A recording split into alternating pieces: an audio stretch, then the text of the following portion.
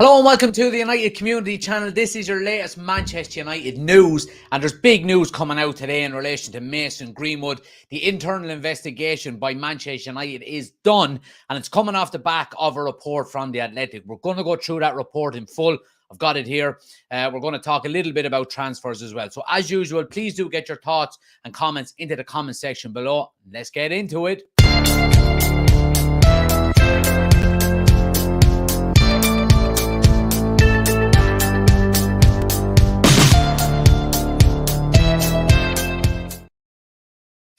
So yeah, as you can see on the screen, boys and girls, big breaking news in relation to Mason Greenwood.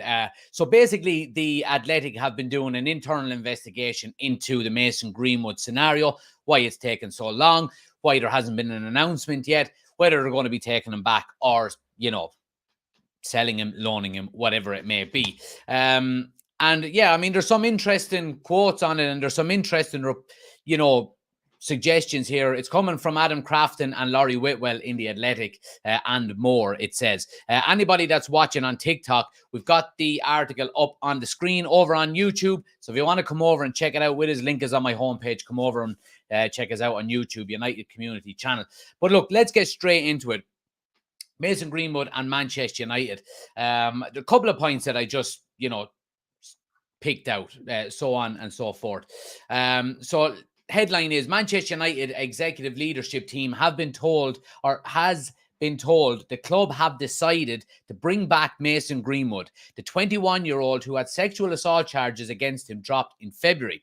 The decision was communicated earlier this month, and an announcement was planned for the 4th of August, but then postponed. Manchester United said the fact-finding phase of our investigation is now complete, and we are in the final stages of making a decision on Mason's future.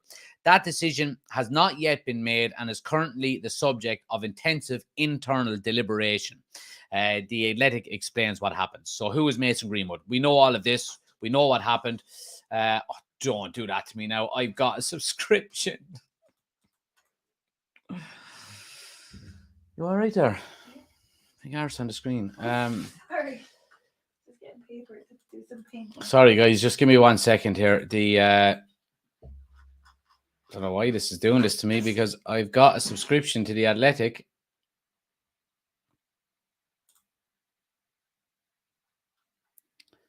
What are you doing? What are you doing to me? What are you doing to me? Please don't do it to me. Oh, man. Okay. Just work this time.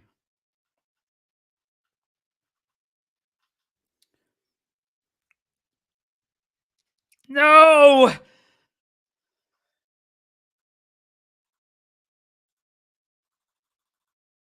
certainly is a UCC moment, isn't it?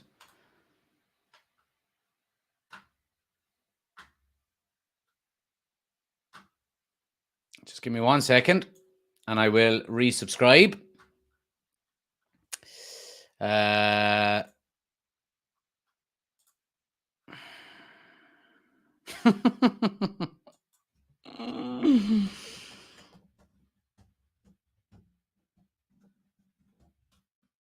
Talk amongst yourselves for a minute.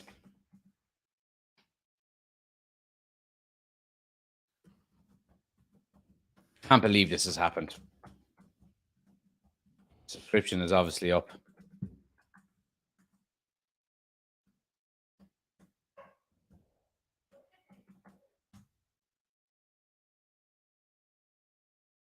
Just give me 1 sec.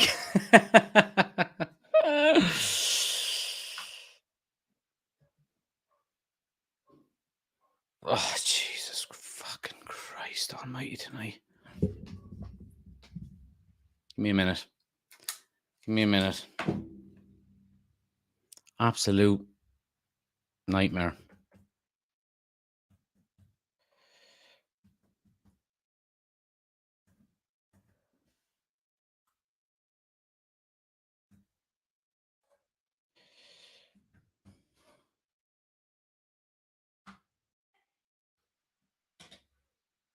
One second.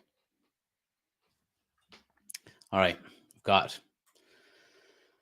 Oh, Jesus. Right, okay, we've got it. I do apologize. But yeah, all right, we've got. You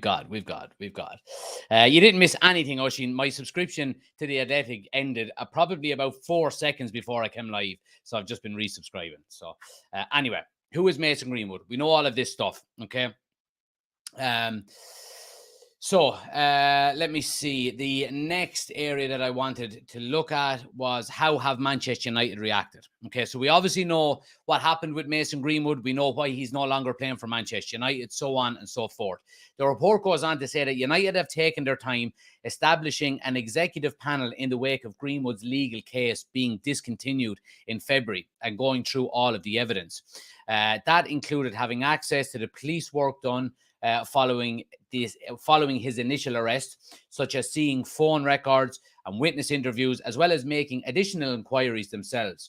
They have spoken to Greenwood and the complainant, as well as what the club believe are all in other relevant people. In United's view, this has been a professional process.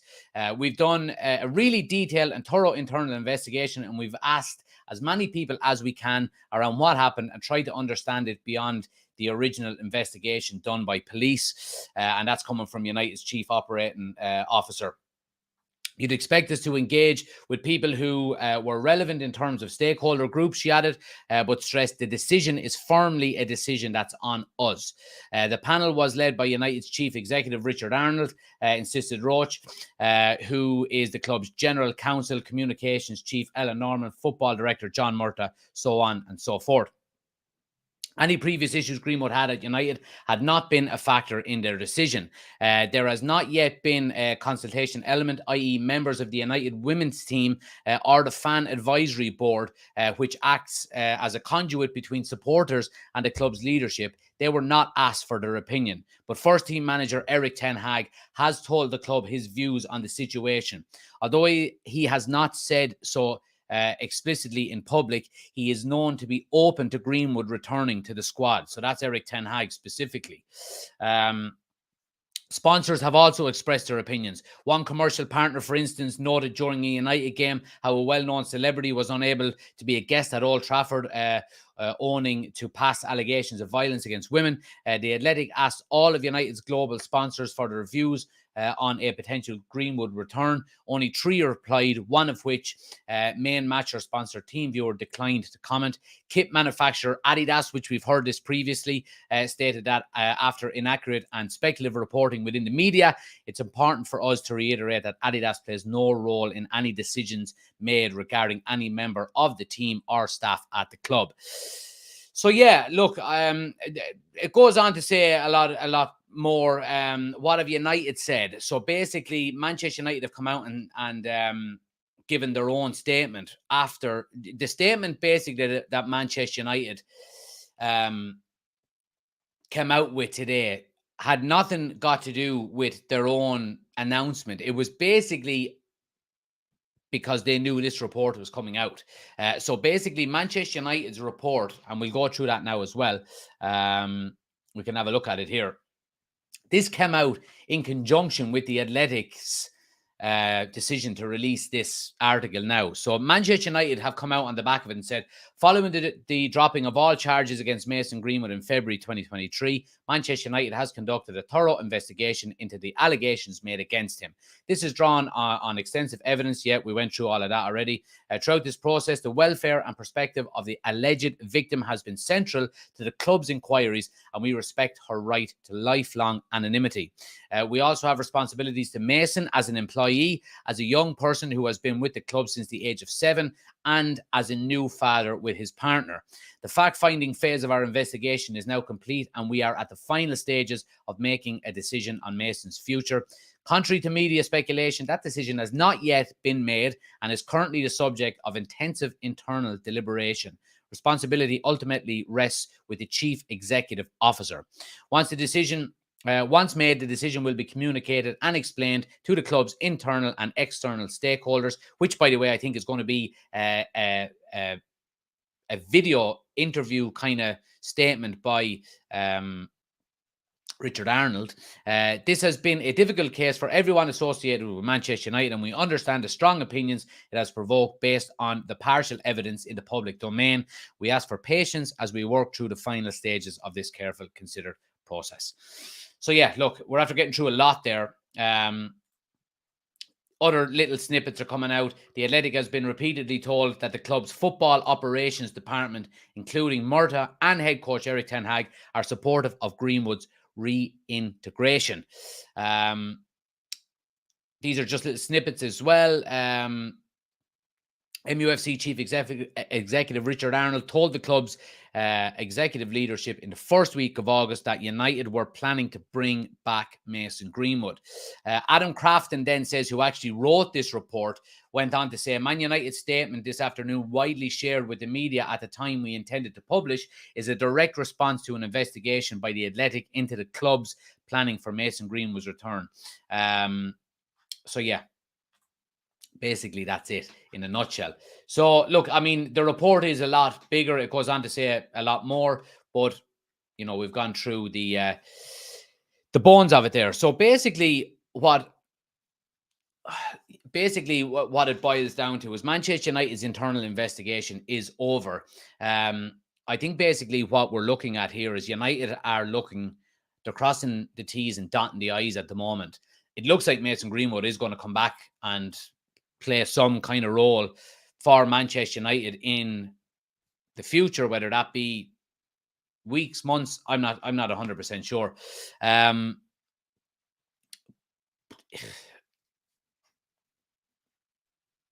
What can we say that hasn't really been said before in relation to the whole scenario around Greenwood? Some people want him back. Some people don't want him back. You know, other people think he should go on loan. Everybody has their own opinions on it. I'm going to try and look at this from a footballing standpoint more than anything else, because at the end of the day, we're a footballing channel here. What kind of player are we going to get if Mason Greenwood comes back? Are we going to get the Mason Greenwood that scored 17 goals in his debut season? I don't know. Probably not, I would say. The effects of this, again, I'm not trying to I'm not trying to make him out to be you know, a victim in this in any way, but what way is his mental health going to be after all of this? What way is he going to be physically? I mean, God only knows, you know. I haven't played competitive football in 2 years, and if I went back now, I would be nowhere near the player that I was when, and that wasn't even that good. But you know what I mean? That's my point that I'm trying to get to here. We do know that he's been training on his own. We do know that supposedly he's been, you know, staying relatively fit throughout this whole process. He's been paid in full, basically, throughout this whole process as well. So his contract continued to run. Look, I think Manchester United made a right balls of this whole scenario. I think it's dragged on for far too long now. I think we will eventually end up bringing him back, which I think, in me personally, I think is the wrong decision. And the people who watch this channel all the time will know the reason why I think it's the wrong decision. We should be talking about the build-up to the Spurs game on Saturday, but we're not. We're talking about Mason Greenwood. And we're probably going to continue to talk about Mason Greenwood for the coming days because of this article and because of this media fanfare that's going to go with it. I think it's distracting to Erik ten Hag, even though, by you know, according to these reports, he wants him back, or he's open to him coming back if that's the decision the club makes. So I think it's a big distraction, and it's a distraction that this current Manchester United side don't really need, given the performance that we put in on Monday night.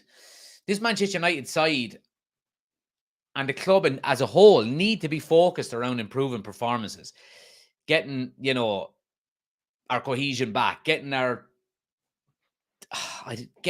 everything back that we had come the end of last season. I think that will happen, but I think, you know, it does stories like this and does distractions like this help? Of course it doesn't.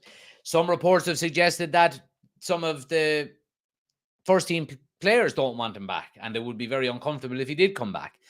So I don't know. Again, this is all speculation.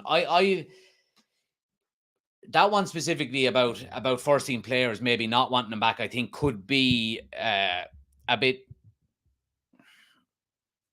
I won't say untrue, but I cannot envisage Eric Ten Hag being open to Mason Greenwood coming back into Manchester United's first team squad if there was a number of players, important players within the squad that were against it.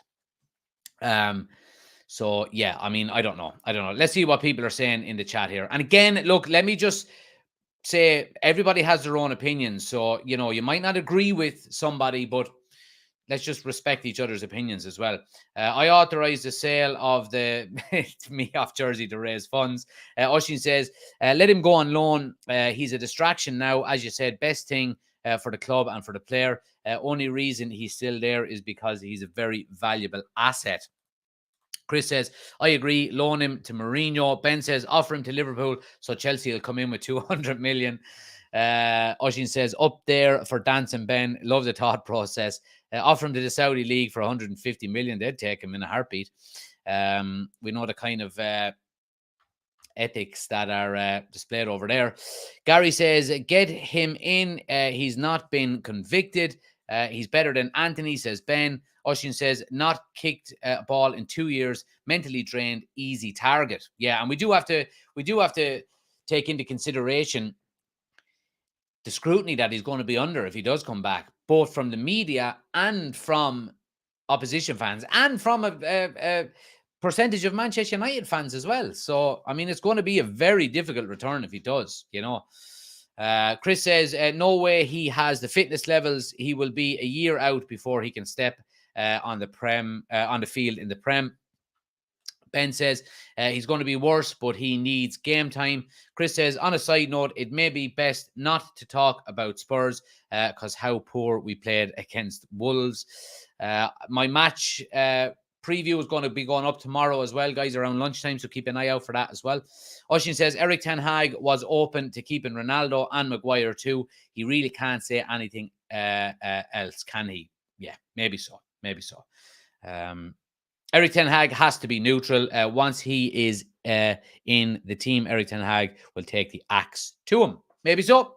But look, I think it's going to be a debatable subject. But again, I go back to what I've said previously. I think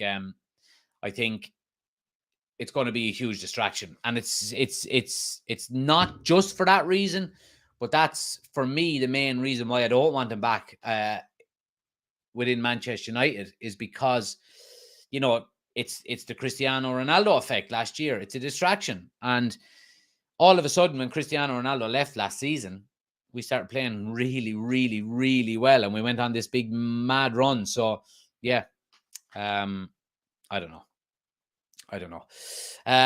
Let's move on, guys, and let's talk about some transfers. Manchester United pushing for 3 more exits this summer.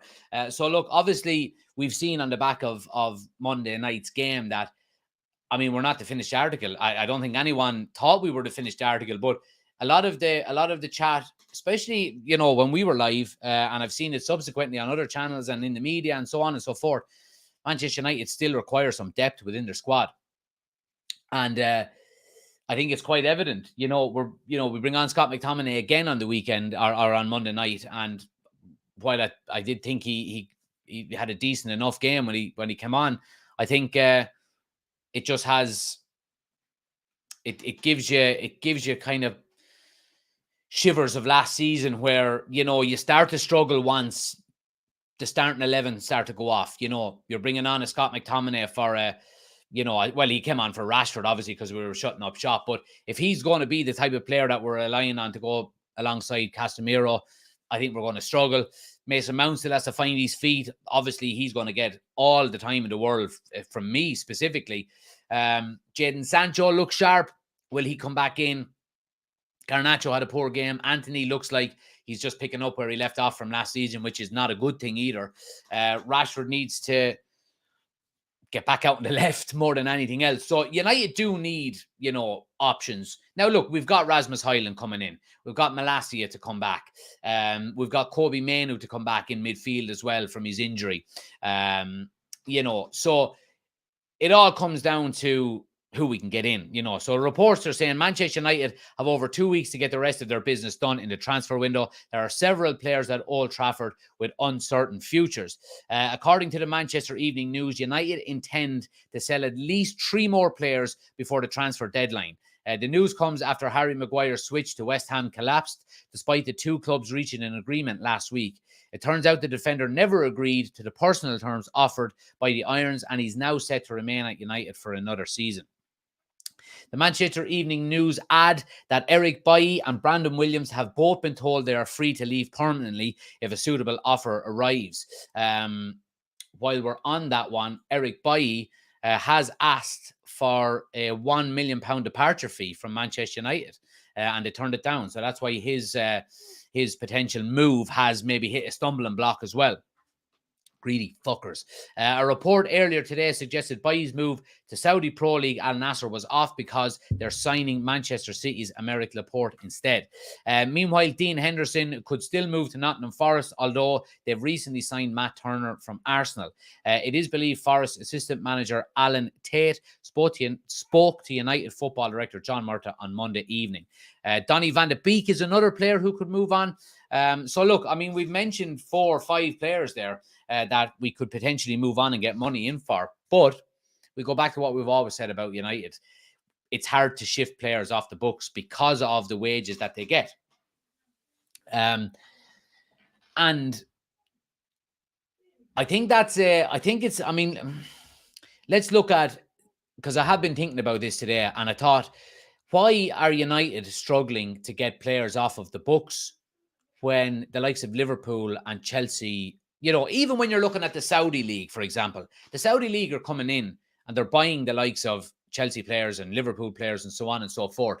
But I think while they're on quite good money as well, probably similar money to the likes of a Donny van de Beek or a Scott McTominay, they're better footballers, and I think it's the fact that, again, I go back to what we said last night on the short video that we did in relation to Harry Maguire, that Manchester United have given big money to average players.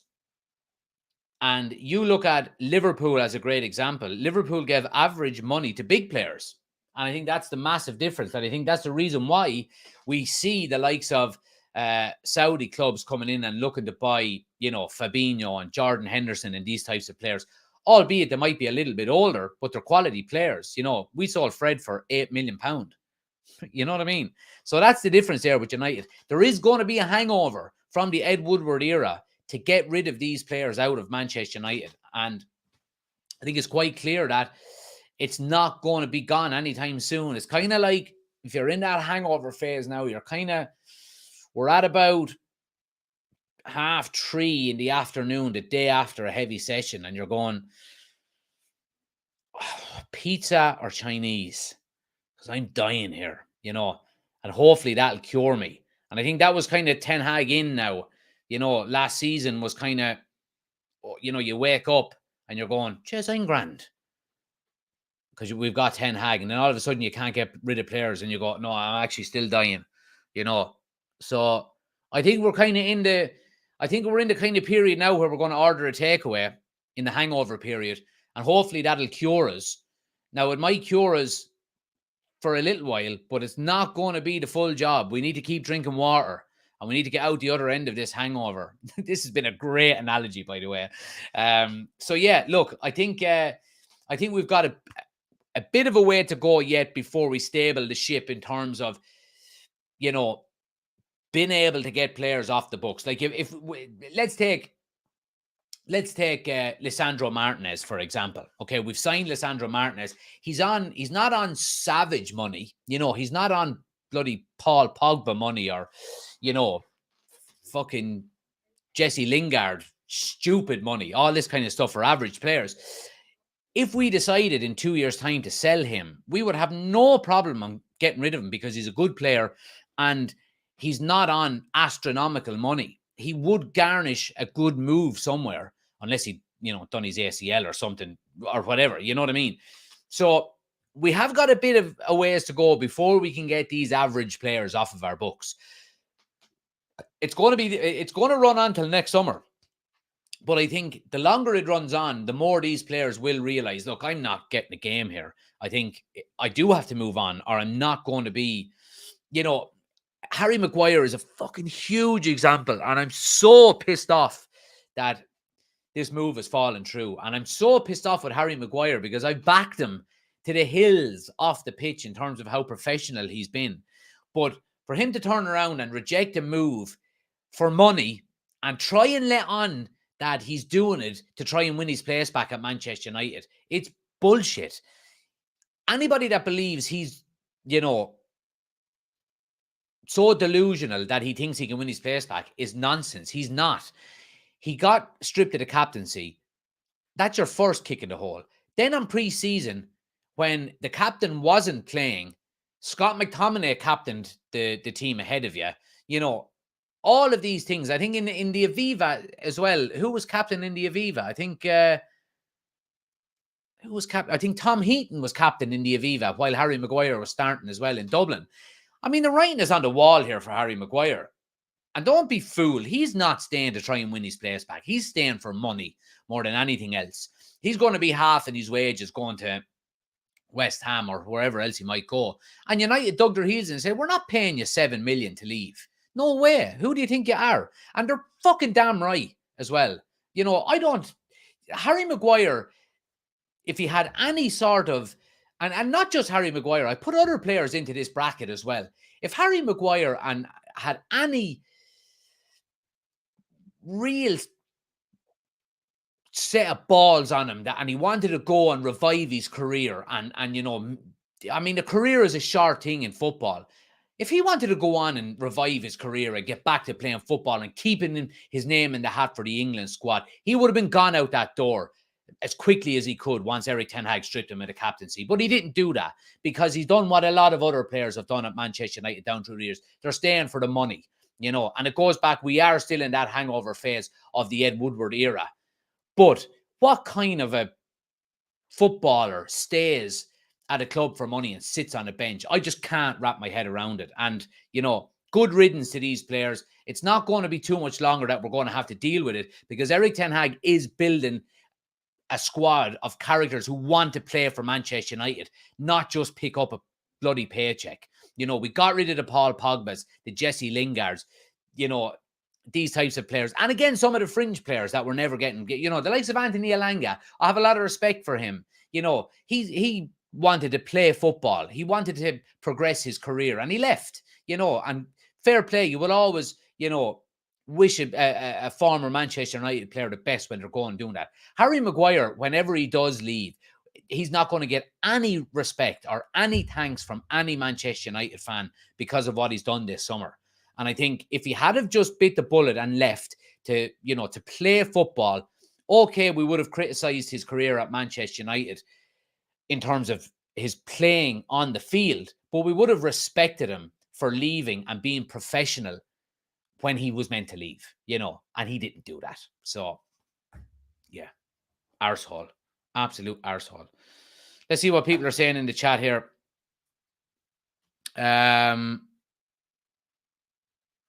Ben says, I like your thinking until tumbleweed with Maguire. Probably pay us to keep him worth a shot. Let's see what people on TikTok are saying here.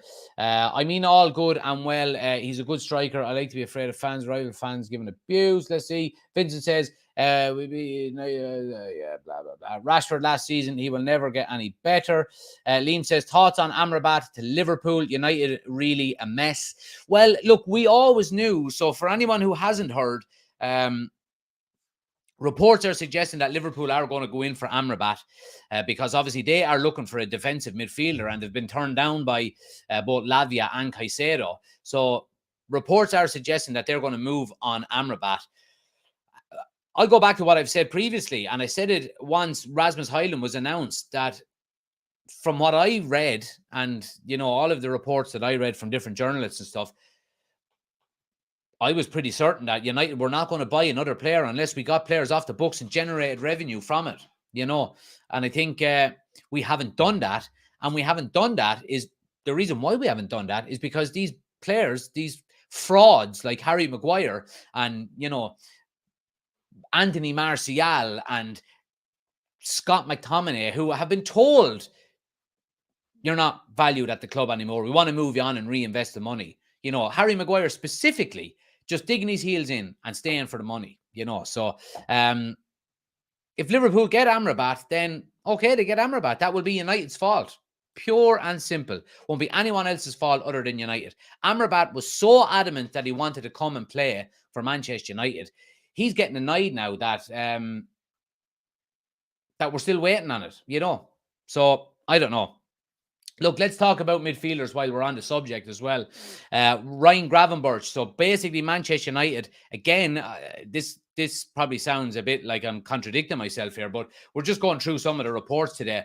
Ryan Gravenberch now prefers to join Manchester United over Liverpool in case of exit. So Bayern Munich midfielder Ryan Gravenberch would prefer to join Manchester United over Liverpool, join the queue, if he leaves the German champions. The Dutchman joined the Bundesliga holders from Ajax in 2022. He managed just 937 minutes across all competitions on his debut season at the club. The 21-year-old was an unused substitute for the Spanish Super Cup last weekend, sparking renewed interest from the Premier League giants. No offer has been made, but the young midfielder prefers to join United in case of a departure. This is a guy that has played with Ten Hag before as well. So the Netherlands international was one of the most sought-after young midfielders during his time at Ajax. He was handed his debut by manager Erik Ten Hag. The midfielder has failed to replicate from Bayern, so on and so forth. His situation seems unlikely to improve this term. Joshua Kimmich, Leon Goretzka and Konrad Laimer are currently competing with him for two midfield positions. Kimmich is the undisputed starter under manager Thomas Tuchel. The German head coach will likely choose between Goretzka and Laimer for the other starting role. This could lead to his eventual departure. With the transfer window closing in just over 2 weeks, the Bavarian Giants may hold out for a significant fee or request a loan deal with a mandatory buy clause. It is unclear whether United can afford a Dutchman at the moment, and they may need at least another midfield departure before they can pursue his signature from Bayern. Gravenberch is reportedly open to joining United. Ten Hag played a significant role in his early development. Now, the one, I suppose, area that I do want to maybe highlight and focus on here, loan deal with a mandatory buy clause. I wouldn't be against that whatsoever. Now, if Erik Ten Hag thinks Ryan Gravenberch is good enough to play for Manchester United and he wants him, and Bayern Munich are open to a loan deal with the option to buy, then why not do that? Okay, we'll stay within financial fair play rules, and then we can look at potentially getting him next summer, or paying for him next summer. I would like to change that mandatory buy clause to option to buy, obviously, because that would give Manchester United a lot more, I suppose, leeway depending on how good or bad he is if we do take him on a season-long loan. So I do think he's a good footballer. He's big, he's physical, he's strong. We've seen against Wolves straight away how overrun we were in midfield. Physically, we were way off the pace from a Wolves side that you would look at them and are not massive themselves. They are probably a bigger team than United. I think we're missing that physicality in the middle of the park, and I think that's why United have been linked with the central midfielder Onana from Everton as well, given his size, his strength, how he plays the game. I think Gravenberch is a very similar player to him, albeit he would be an upgrade on Everton's Onana. So I'm all for, bulking up that midfield as much as we possibly can between now and the end of the transfer window. But time is running out. Oshin says, but if Liverpool bid for him, Chelsea will buy him. I'd love if he turned them to only go to United. Scousers in the mud. Liam says, as a Liverpool fan, I am delighted Maguire and Scott are staying, but I can't imagine how shit it must feel for a United fan. Well, you've got your own troubles there, Liam. I will say I wouldn't be worrying about United too much. Let's see what people on TikTok are saying here as well. Do you want Greenwood back? A lot of people are asking. No, I don't. I don't want him back. Dylan says, I'd happily take Greenwood back, but I don't think he'd be able to hack playing in the Premier League. Am says, the Ten Hag thought Anthony was good enough. Dave says, we were overrun because we played 2 8s and left Casemiro isolated. Yeah, absolutely we did. But how many times did we get pushed off the ball? Not just in midfield, but throughout the whole team. We just got so easily pushed off the ball. Dean says, only joined there now, Jack. Will Greenwood be returning? It's looking that way, Dean, but no official decision has been made yet. Lionel says, we need Greenwood back because I'm tired of Anthony and Sancho. Am says, United will finish above United. Okay. Do you think we'll get Amrabat? We need to get our act moving. If I think I wouldn't be surprised. I mean, if Bayern Munich are open to Ryan Gravenberch, on heading out on a season-long loan with the option to buy next summer, I think that would be a very good move for Manchester United because it means we pay nothing this summer. We stay within financial fair play. And then you could then just say, right, well, we'll go for Amrabat then if we sell Harry Maguire or Scott McTominay or whoever it may be between now and the end of the transfer window. I think if we sold Scott McTominay 2 days before the transfer window, we would get Amrabat. He's that keen on a move. Fiorentina are open to selling. We would just go, right, here's the amount we've agreed. We've already agreed personal terms. Let's go, get him over, get a quick medical done, and then he's signed. I think that could be a deadline day move. I think deadline day will be quite interesting for Man United this year because, we're still being linked with players.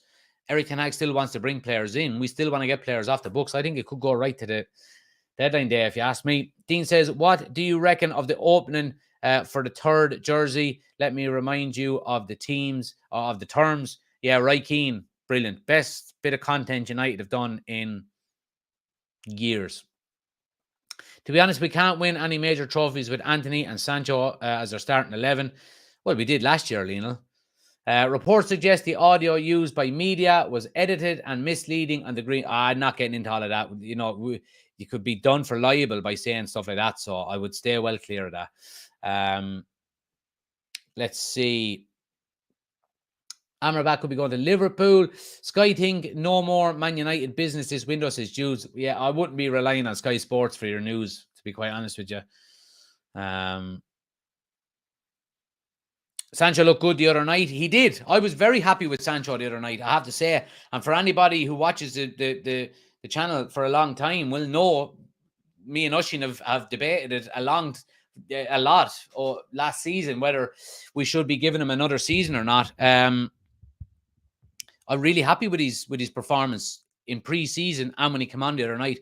You'll see my predicted 11. I've already recorded my match preview. It'll be uploaded tomorrow around lunchtime, around midday. Sorry. So you'll see my predicted 11 in that. But I mean, our 2 wingers on Monday night weren't good. If you were asking me, where is the easiest place that Erik ten Hag could make a change for the upcoming game against Spurs, it would be the 2 wingers. So let's see what happens. Party Pooper says Greenwood might return, but I can't see him making it into the squad. He might be sent to the under-23s. Maybe so.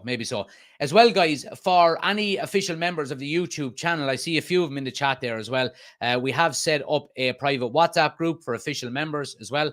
The link is on the community tab on the YouTube homepage. So go check that out. Join just a couple of people messaged me asking me, because obviously we have a members-only Discord group.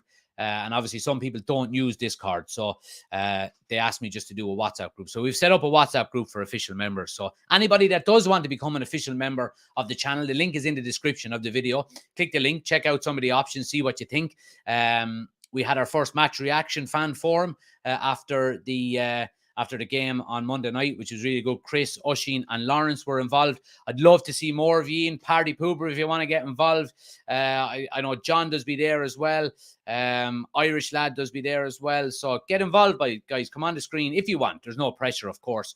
But yeah, really enjoyed it. So let's hope we can do more of that. So yeah, if you do want to become an official member of the channel, and come on screen with us and give your reaction after each match day, then the link is in the description of the YouTube video. Go check it out.